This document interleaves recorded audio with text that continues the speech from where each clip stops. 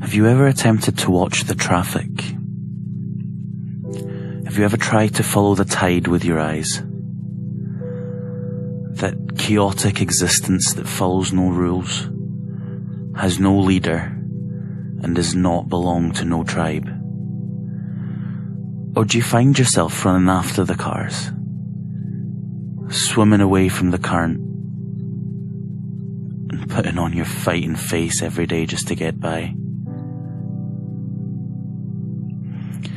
Anxiety, while such a complex term, can be defined as an emotion, characterized by feelings of tension, worried thoughts, and physical changes, like increased blood pressure. A normal feeling of fear, nervousness, and restlessness that can reach the strongest of us. What is not normal is living this feeling, fearing life, fearing love, fearing yourself, and then fearing fear itself. Anxiety disorders create unexplainable fear, unwarranted fear. Fear that you do not understand so much. But you feel like you do not understand yourself. Have you become fear? Depression can be defined as a persistent feeling of sadness, being low, loss of interest, pain and heartache. A normal feeling of sadness and feeling down that can reach the happiest of us. What's not normal is living this feeling. Life saddens, love saddens, your self-perception saddens, and finally being sad just saddens. Depression disorders create an unlivable feeling of sadness and heartbreak, destroying the will of life, filling you with so much pain that you can no longer recognize yourself. Or are you pain? Fear and pain are loyal to one another. They suck you into what you feel to be a never-ending loop. Fear causes pain, and pain strengthens fear. Fear hides pain. Fear feeds pain until it grows and grows and finally becomes you, until you become pain. Your mind is incredibly powerful. Your mind can make or break you. Your mind will try and master you, unless you master your brain. Your mind can take over your body or your heart. Don't try and fight your mind, but try and master it. Become aware of your thoughts, aware of your mind, aware of the way your mind interacts with the rest of you. Become friends. Be mindful.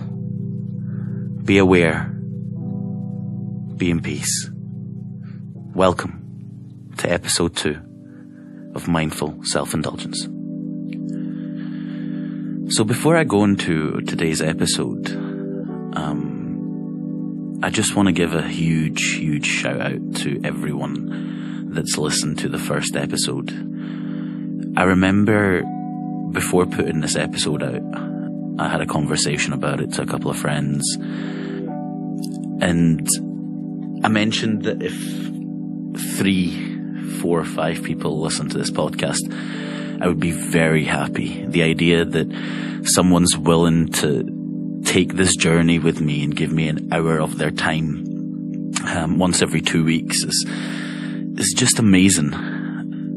And it was the fact that over the last week I found that around 200 plays, 10 likes and reposts, people are actually interacting with the blog post, with the podcast, with the social media, and I can't thank you guys enough. It really helps out with the podcast. It helps with getting the message out there. And it's just really humbling to see that there's people out there who are genuinely interested in listening to what I've got to say for an hour. And, you know, please don't hesitate to contact, to give me feedback on the episodes, or even just to message me and rant about something that I say, or everything.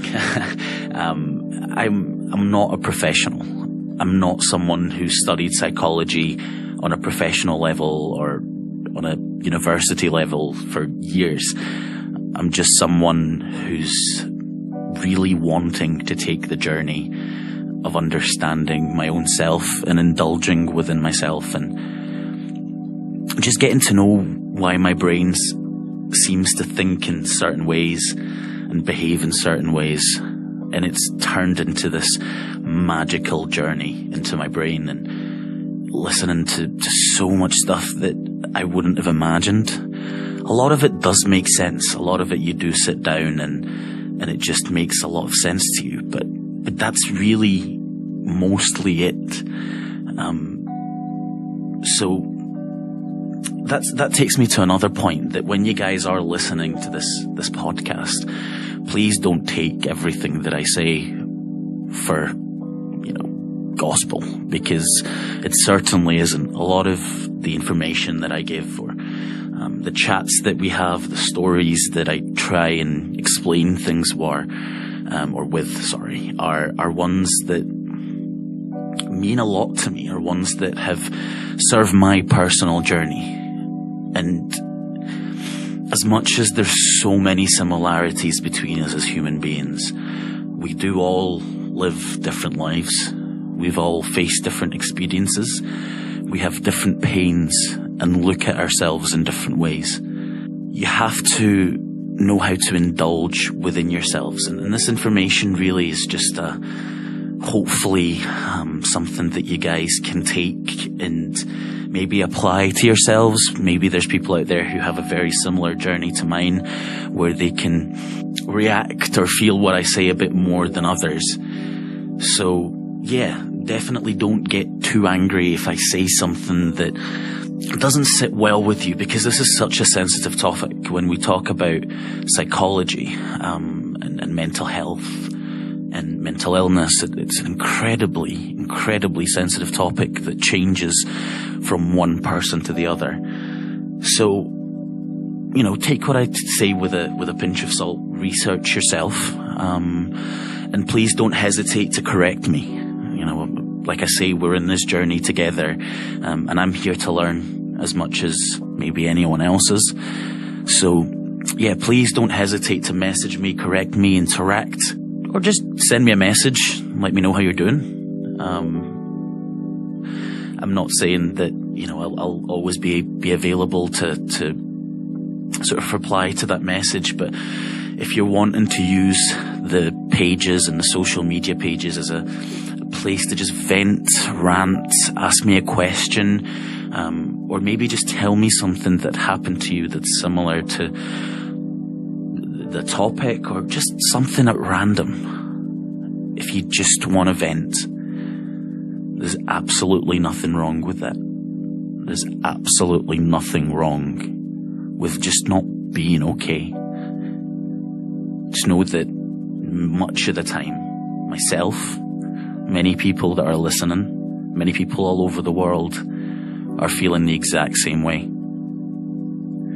And there is nothing wrong with that. The only place where there's something wrong with that is in your own head, in your own perspective. Now, perspective is a really strong and funny thing, isn't it?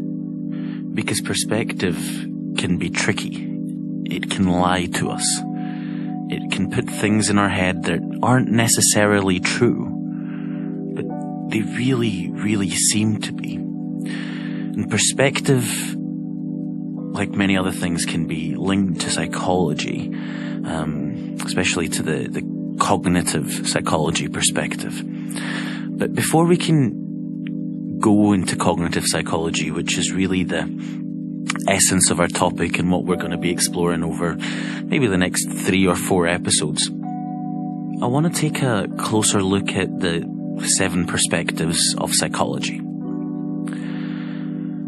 The 7 perspectives of psychology is kind of the evolution of psychology and the different ways that different psychologists view the way that our brains think, view the ways that we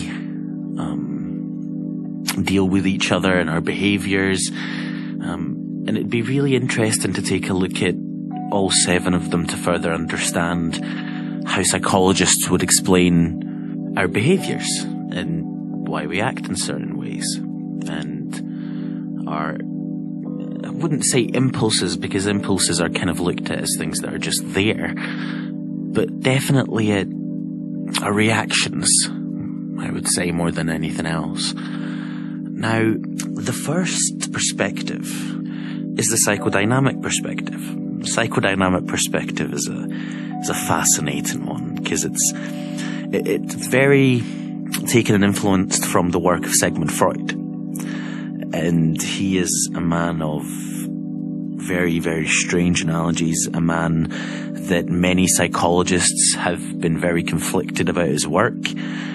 He was a very sex-driven man. He used to like to think that many things were related to sex, and that a lot of the influences that we had were just because of our drives to have sex. And I would imagine a lot of cocaine would do that to your head, to be honest with you.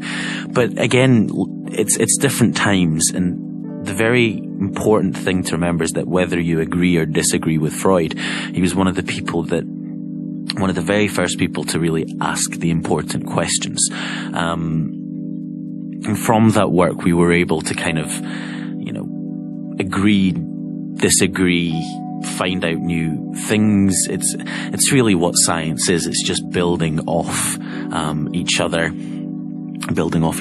work. And there was no difference in the psychodynamic perspective, or what sometimes is called the psychoanalytical perspective. And the psychoanalytical perspective really focuses on the conscience and the unconscious.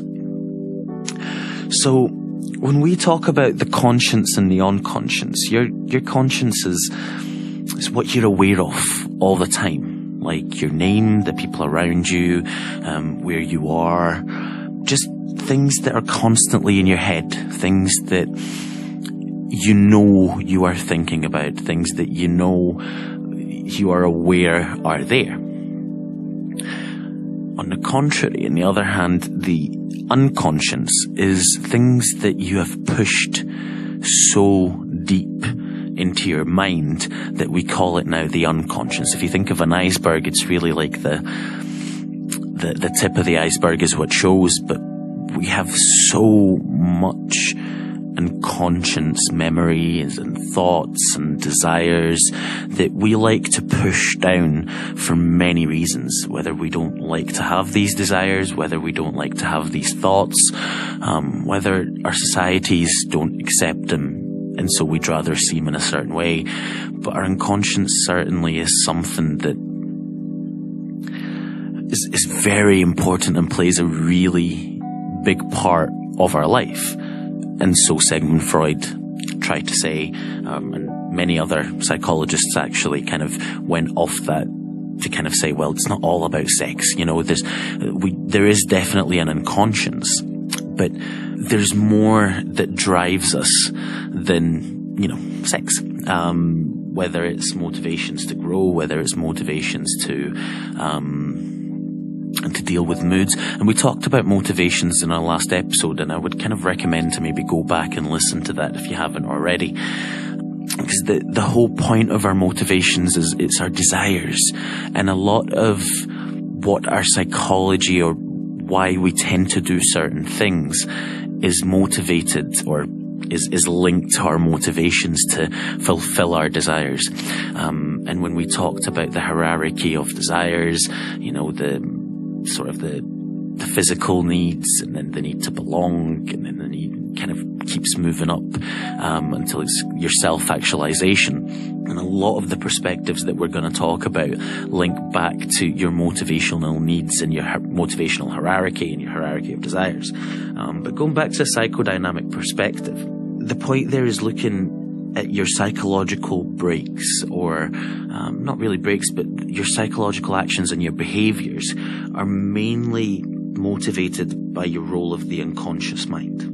Your past and your experiences and how you were treated as a child, and what place you grew up in, and all these things were what motivated your unconscious.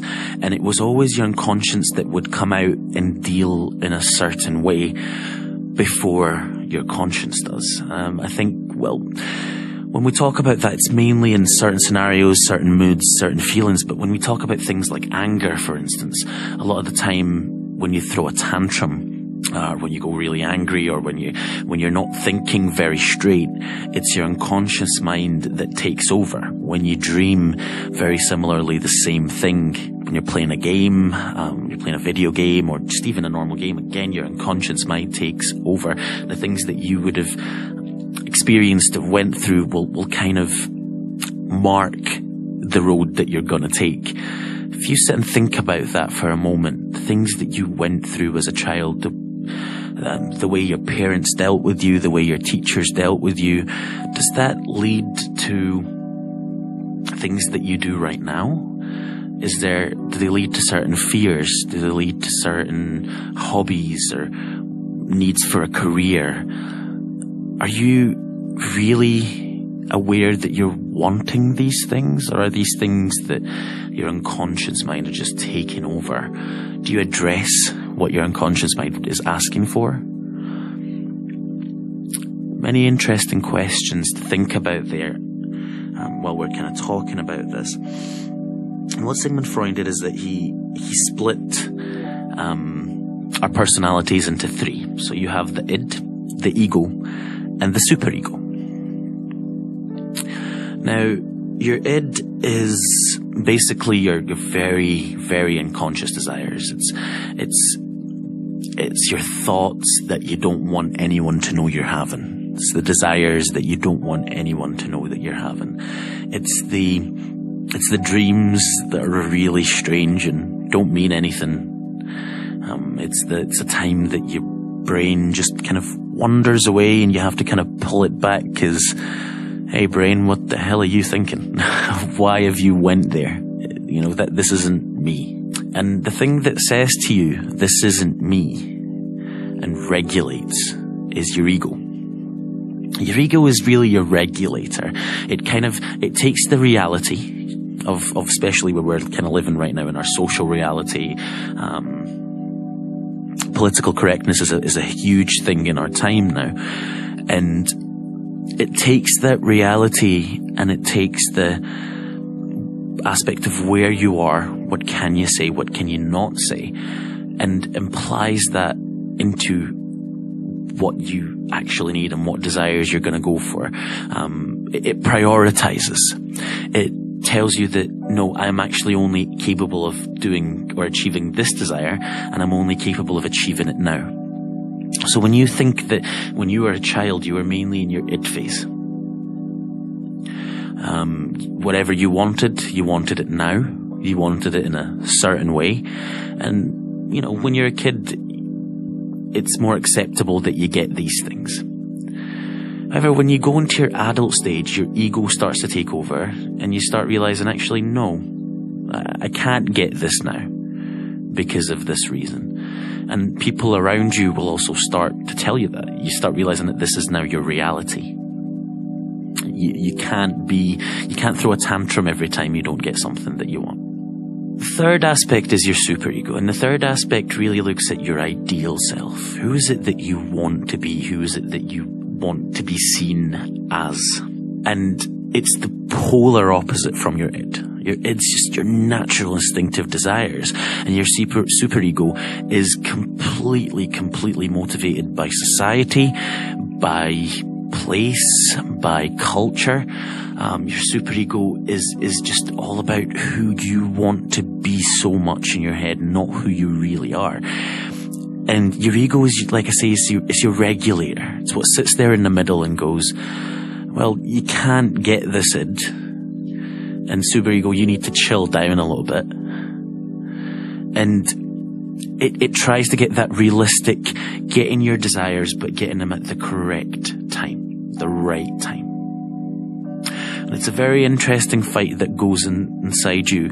A lot of the time, these fights we don't talk about, these internal fights and internal wars we do not mention, we do not talk about, because we don't like to indulge in our very, very darkest of secrets, the darkest of thoughts, your id. You really, really always look to hide your id. And like I say, it does always change from one person to the other, because some people don't like to hide their id and their superego is not very strong at all.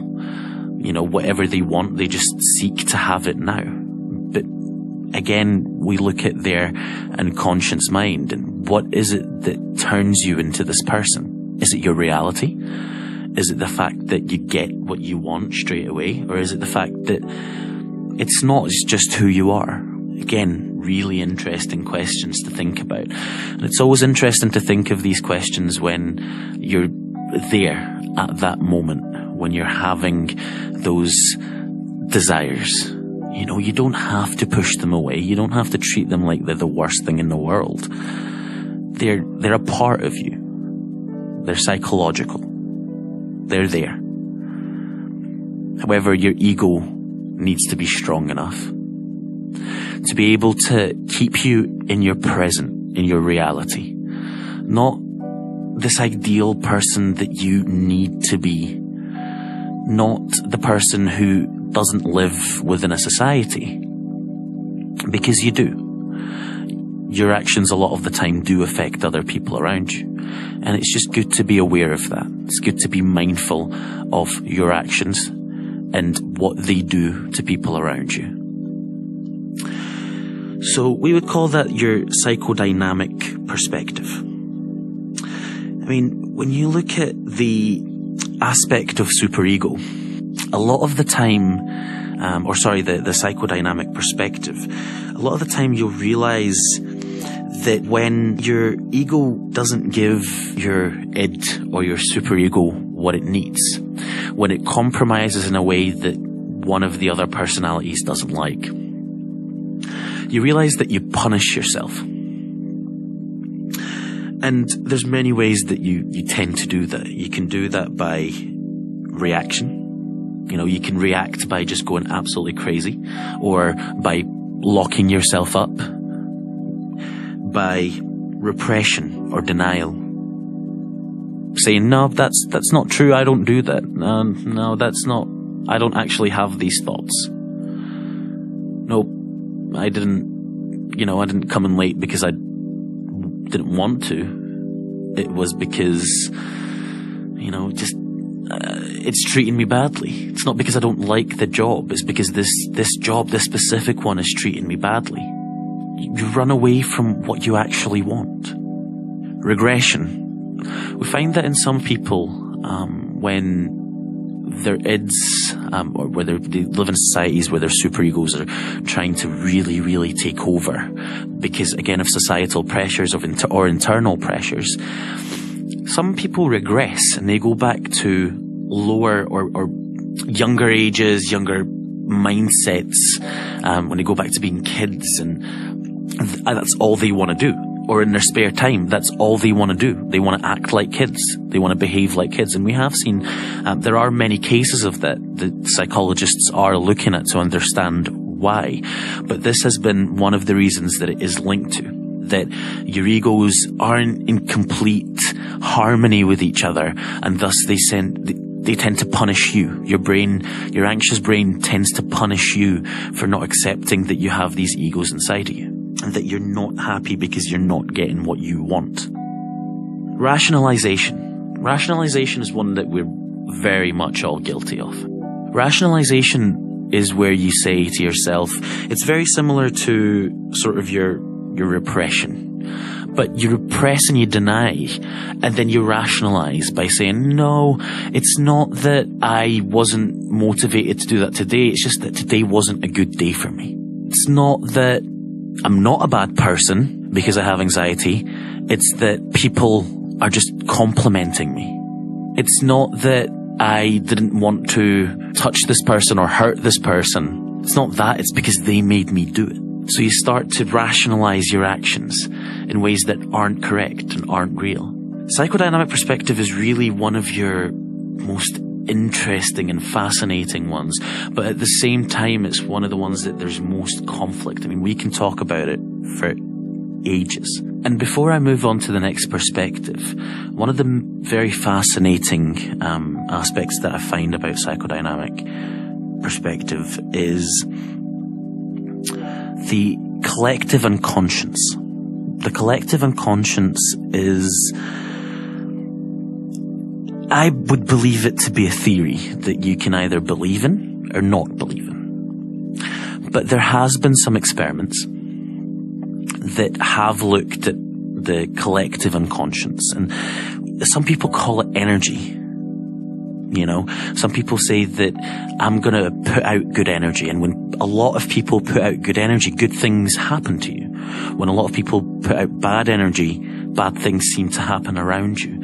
So when we even think of the sort of the thoughts and the energies that we give out, that is a part of our unconscious. We don't, we don't kind of go Hadouken, they're just thoughts. They're things that are going on in the back of our brain, sending out these energies, sending out these messages, sending out the love or sending out the hate, sending out the fear or sending out the calmness and the ability to deal with whatever comes your way. Be mindful of your energies.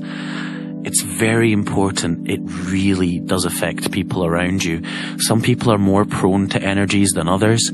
Some people are very easy in feeling an energy in a room, and if it's low, they also will be low. And it's not that it's your fault, but being mindful and aware of these things can help you motivate yourselves to actually be more positive.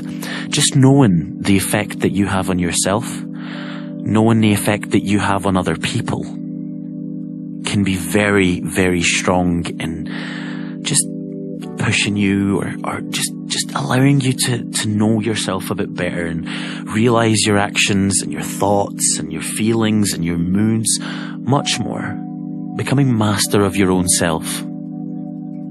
But let's move on to the next perspective. The second perspective that we're going to look at is called the biological perspective.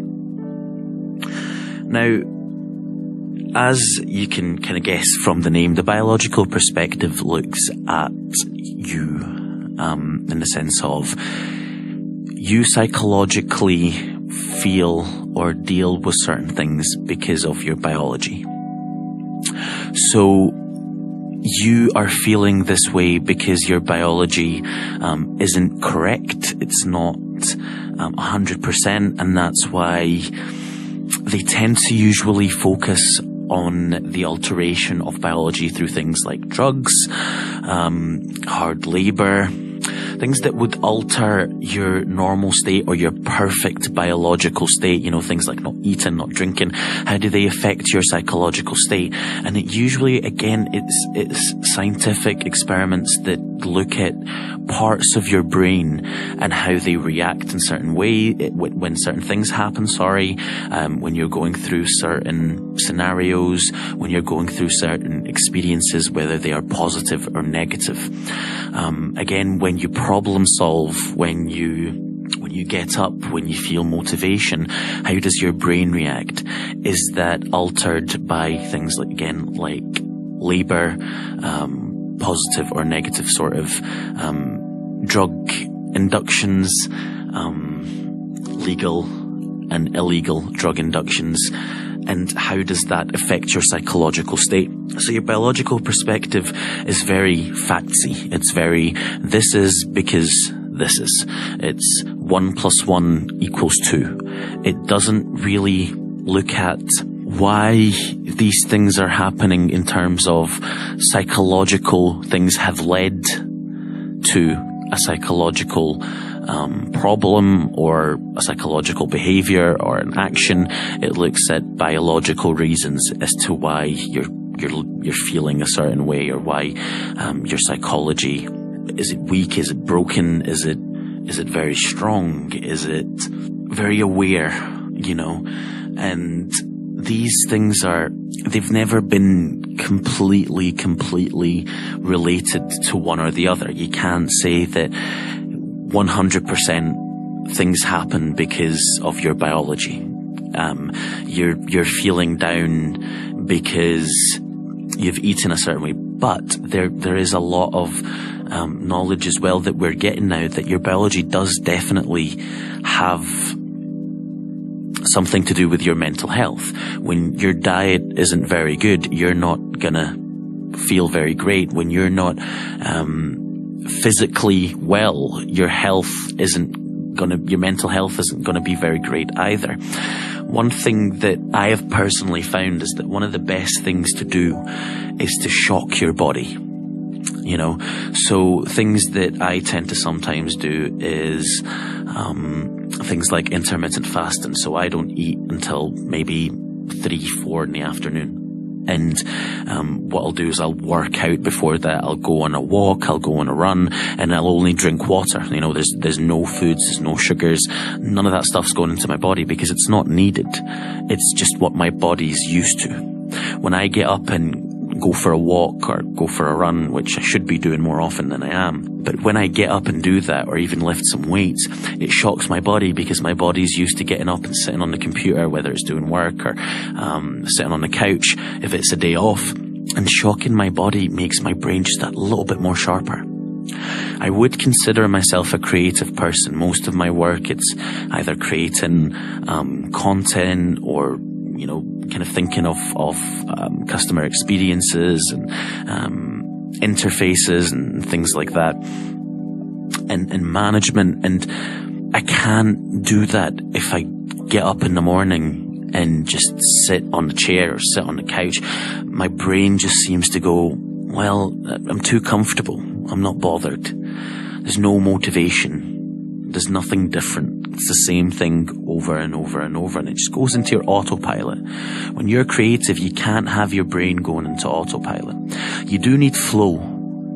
You do need to, however, access your unconscious mind. You need to feel that you are aware of the things that have happened to you that you can pull from to create. And you don't want to be completely shut down to nothingness. You don't want to be completely shut down to just feeling the same thing over and over and over. And it doesn't help you come up with innovations. It doesn't help you come up with new stuff. Your brain isn't sharp. Your brain doesn't have the same sort of levels of creative juices that are flowing through it as they should do. Your unconscious is completely numbed at that point. And because you're not doing anything new, because you're not interacting with the world, or even just kind of giving your brain little shocks that are different to it, it all just seems to kind of just take you into that sense of, well, what's the point? You don't feel very great. So yeah, no, definitely biological perspective, when we look at that, your biology and the things that you eat, the things that you do with yourself, your health, your fitness, has a huge impact on your mental health. But it can also be a double-edged sword.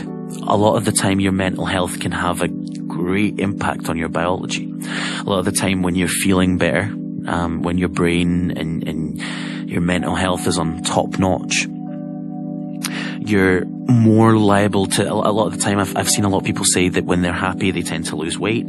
When they're happy, they tend to feel more fit, more able. Their body they can lift more, they can walk longer, they can run longer, they can do more with themselves. And it is that sense of, it is mind over matter. Again, there's a lot of experiments and a lot of things that have happened. And when you look at the sort of mindful aspect of psychology, it does look at that when you're aware of what's going on and when you're mindful of your actions, you can act in better ways. You will feel better. You will feel happier. Your body's going to be more able to do so.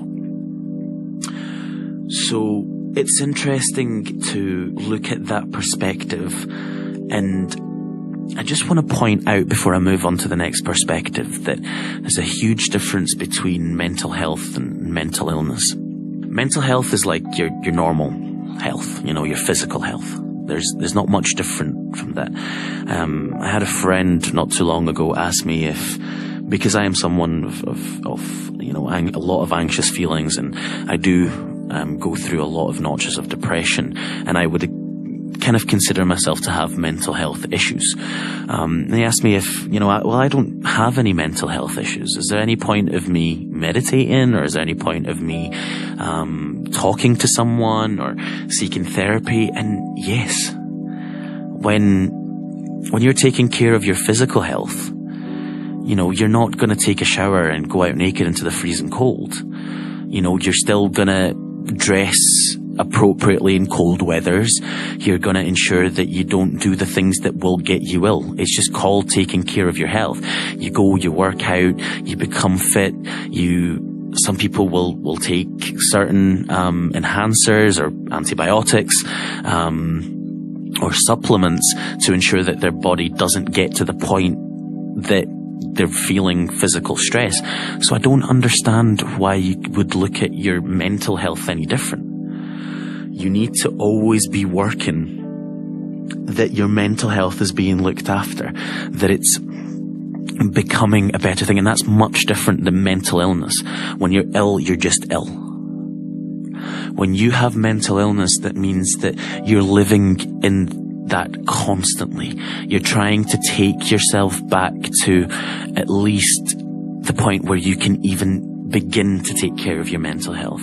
Mental illness gives you a very strong negative perspective about certain things, or it might even not allow certain parts of your brain to function in a certain way. Now, I do not want to go very deep into mental illness because like I mentioned, I'm not a professional, and I wouldn't want to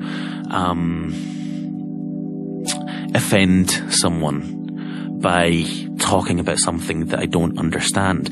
But when it comes to mental health, and taking care of your mental health, that's something that we should all be aware of. That's something that we should all learn.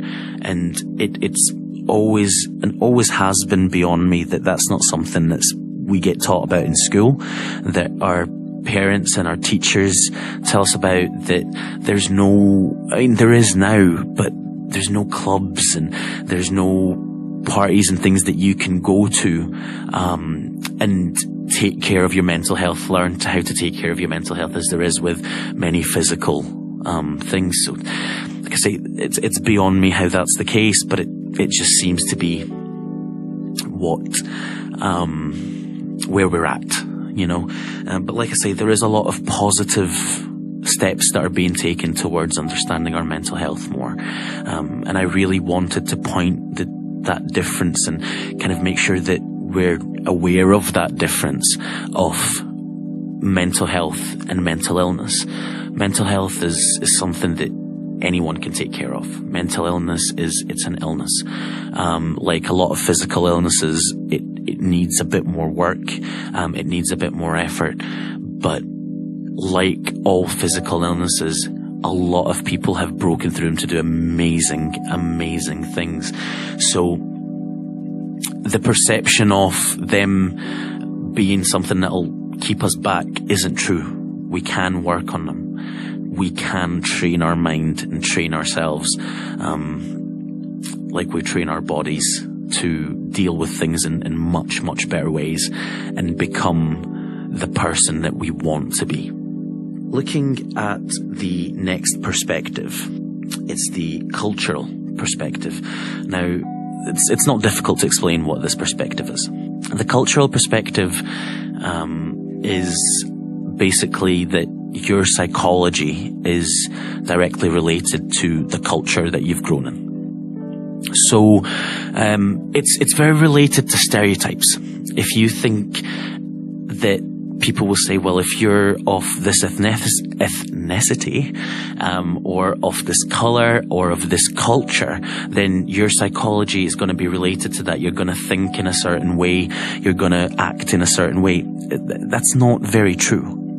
But we have looked at psychology in that sense to help us understand things more, because when you're from a certain culture, it does seem to happen that, you go through a lot of similar experiences. Your life, and especially when it comes to kind of like your rate of life, whether you live in a modern country or kind of a not so open country or open culture. Sorry, I don't want to put it in terms of countries, because there's many cultures in different countries, but the culture and the sort of the external environment that's around you, what is that doing to you?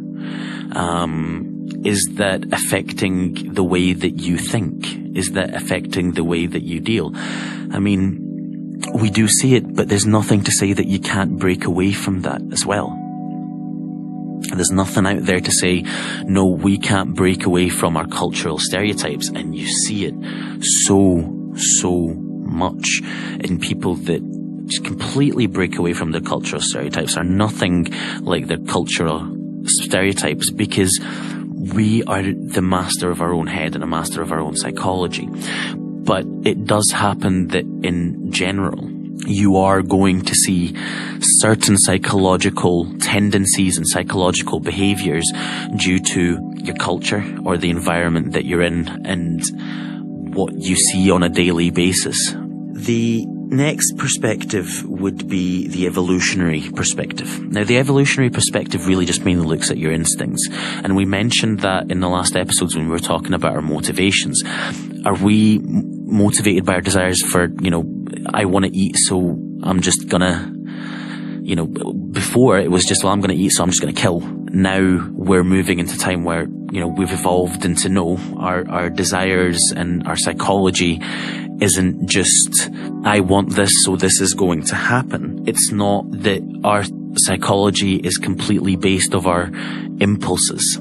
Or is it? And that's what this perspective really looks at. It looks at, do we do certain things because that's just, or does our brain not accept certain things because we only used to think fight or flight? There was something interesting that I read, and I cannot vouch for how true this is. But it seemed of significance, and the aspect of it was, when you see something cute, like a baby or a pet, you get that thing inside you that you just want to squeeze it so tight until it explodes. And you laugh that thought off, don't you? It's sort of the id, you laugh the thought of, obviously I'm not going to actually do it, but I really, really want to. And what I read about that is that when you see something so cute, your brain gets such a dosage that your body starts to feel very strange. Your brain starts to, it kind of is that thing of, when you're between that sleeping and kind of passed out. Your body gets to a point where it can't handle. Your heart can't handle. So it starts to tell your brain that, here, I'm in trouble here. I'm gonna die of this cuteness. You're not. But that's just the signals that your brain and body are giving to each other. And obviously we've evolved to a point where we can understand these signals. But it is that sense of, I'm gonna die of I'm gonna die of this cuteness. And I'm going to die of this happiness. And your body goes, well, no, I don't want to die. So you get that sense of, oh, I'm going to kill you, I'm so happy. Or, I could kill you, I'm so happy. I could squeeze you to bits until you die, and it's crazy that you can always link the strangest and most normal of behaviors to things that we used to do thousands and thousands and thousands of years ago. But it definitely is a perspective of psychology. And it definitely is a perspective that we want to look at, or should be looking at. But evolving does mean understanding more. It means that we change. So it's not a point of fact that because we used to do this before, this is how we're going to act now. It's just given us a way of connecting to each other more, a way of understanding that, yeah, your brain and your body do sometimes just connect in certain ways. And again, you have to be the master of that. And it shows that we can be the masters of our own thoughts, that not just because signals are being given from your body to your brain or from your brain to your body, that's that. I'm just going to go ahead and do it. Very much not the case. The next perspective is the humanistic perspective. And that's influenced by humanists such as Carl Rogers, Maslow, who was the person that looked at the hierarchy of needs that we discussed in our last episode. But it focuses on the fact that humans or their psychology are motivated by growth, change, and development. So it looks at your motivations more than anything, that your actions and your behaviors are based on what you're motivated to reach and what it is that you want to achieve, where it is that you want to progress. If you think of the hierarchy of needs, it kind of looks at the self-actualization aspect of things. Becoming happy, a lot of the sort of positive psychology or positive perspectives of psychology that have come out, like meditation, yoga, and mindfulness, have come from the humanistic approach. The fact that we're not working our psychology isn't just to kind of live and survive, but it's also to be happy, to be content, to realize that there's more to life than just your usual everyday, getting up and getting things done just to live. There's more to it. We want to do something with our short lives. We want to achieve something before whatever it is that you believe happens.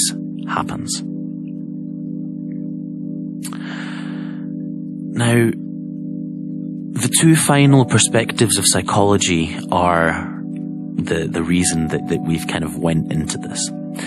The first one is behaviorism. And behaviorism looks at psychology in a sense of why it is that you behave in a certain way, not what makes you behave in that way. So it looked at changing your sort of any psychological breaks or any psychological faults by just changing a behavior. So if I train you to change one behavior, then your mind is, or your psychology is going to change in the way that you view things, and your behaviors are going to change completely because you've just trained, you've done that on a daily basis. It's like if you play football or if you play any sport, for instance, if you play it on a daily basis, then you'll get better at it. It'll become something that you don't think of anymore. When you think of training your dog, you train it to do something, or you train it for a certain behavior, and whether it's positive reinforcement or negative reinforcement, but it's trying to get it to stop performing a certain act and do something else. And that's why most people that work with your dogs will be behaviorists or behavioral analysts. I cannot say words today. It's coming to the end of the episode and I'm just completely losing it. But behaviorism is really the guidelines and what the kind of guidance stones that were put across for cognitive psychology, which is what we're going to be talking about in the next 3 episodes, or 2 or 3 episodes after this, due to the importance that I feel it has to our day-to-day lives and indulging in yourself, and everything that this podcast is about really relates to cognitive psychology.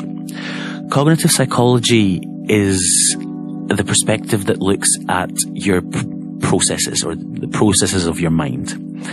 whether that is reacting to something, memory, attention, creativity, problem solving, or perception. This perspective is maybe you could say it's kind of very opposite to the biological perspective, because it looks at psychology affecting psychology. It looks at mental processes affecting your psychological behaviors or actions, once again. And cognitive psychology is the reason that we create stereotypes. It's the reason that we group things. It's the reason that we think in a lot of the ways that we think. Again, it's your mental processes. When we mentioned functional fixedness in the last episode with the candle experiment, it's cognition that does that. When you know what birds look like, you know what animals look like. But if I gave you a painting, let's say, for instance, of a monster that had feathers, you probably will still put it in the bird section, right? Because it's just what your brain's been trained to do. It's the mental process of, right, well, I know what a bird looks like. It has feathers and it has a beak, and this monster has feathers and it has a beak, but I've never seen it before. It is just what I know. When you have certain perceptions about groups of people, whether regarding their religion, their race, their color, their ideologies, they're not true. They're perceptions. They are assumptions. They are what your brain has filled the gap with. And the thing about perception and cognition is that as smart as we are and as amazing as our brain is, that sometimes we can read things with missing letters and missing characters because we understand through cognition what they would mean. So as amazing as that concept is, it allows for so much problems.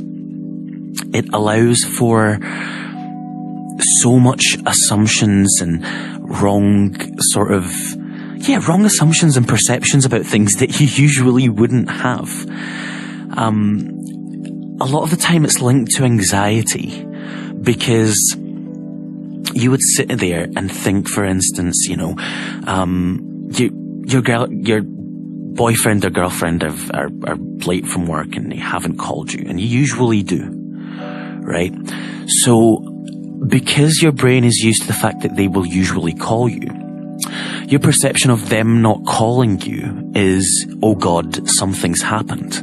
Oh God, there's a problem. So to give an extreme example, you'll call their parents, you'll call the police, something really bad has happened to them. Oh my God, have I done something wrong today? Have I said something? Are they hurt? Have I hurt them? And sometimes the reality of the matter is they just finished work a little bit late. Or maybe they finished work and they had to talk to someone where they couldn't get their phone out and message you because it would have seemed rude. Or maybe they had to go in and speak to a manager. Or maybe they got a call from someone just as they were leaving and they forgot to call you. And it becomes your brain creating stories and things in your head that aren't very true, that aren't very real. And it's always usually there in social cognition. Social cognition is very related to kind of your perception to dealing with one another, or dealings with one another, which again links to the whole point of this podcast and this project. It tries to understand your emotional intelligence, whether that's internal or external. Your external emotional intelligence and your sort of social cognition is kind of the reading of faces, reading of body language. And there are people who are so good at that. They can just sit, again, they can sometimes just feel your energy, and they can tell if you're happy or if you're sad, if you're nervous or if you're confident. And it's cognition that allows us to do that. It's cognition that allows us to talk to each other without actually talking to each other. But there's also internal cognition, or internal sort of social cognition and emotional intelligence, which is being empathetic. understanding that other people are going through things that you might not be going through. Trying to open your mind to the fact that just because this isn't happening to me doesn't mean that it's not happening at all. It depends, again, on what you're going through. And I feel for some people, because sometimes you're in such a bubble that your brain can't accept that people are living different from how you're living. People's lives and thoughts and dreams are very different from your lives and thoughts and dreams. And what makes yours right and theirs wrong? Is it the fact that it's just your life and you're living in it? Social cognition allows us to deal with each other, but there's also the sense of dealing with yourself when you're dealing with someone else.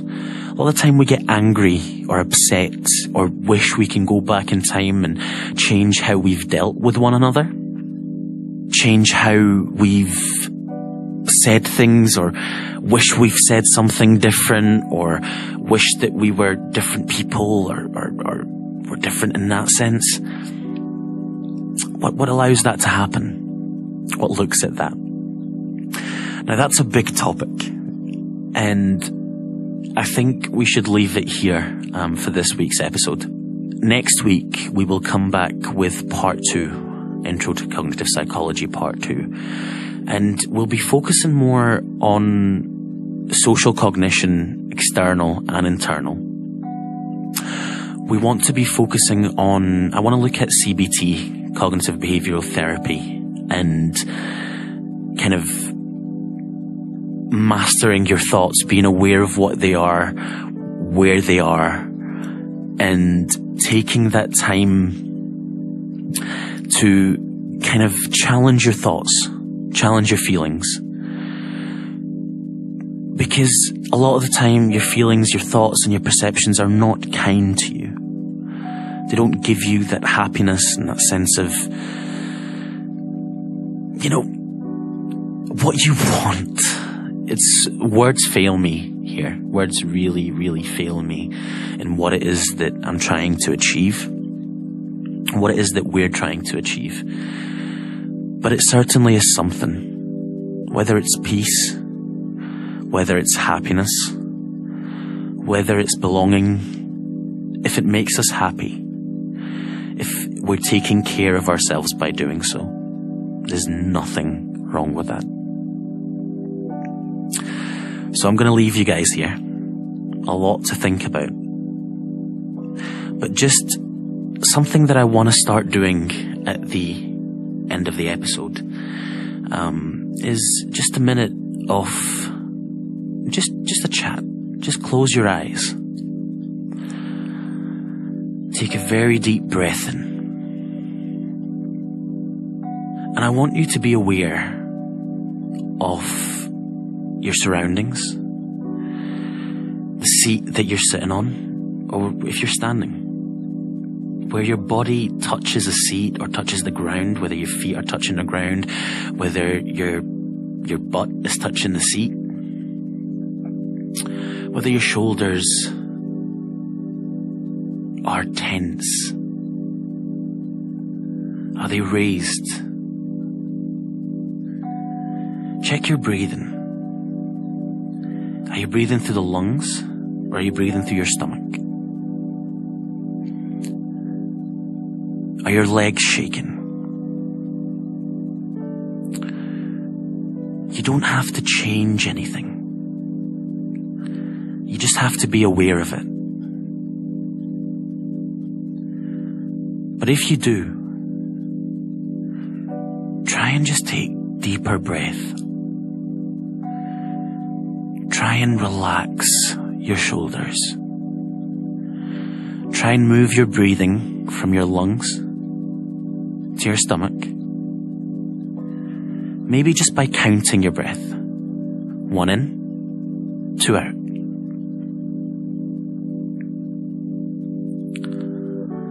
Just take a moment. Listen to the noises around you.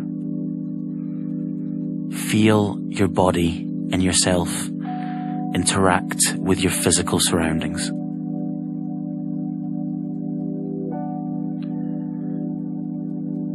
And when you open your eyes, just give yourself half a minute to see if there's any difference in how you feel now.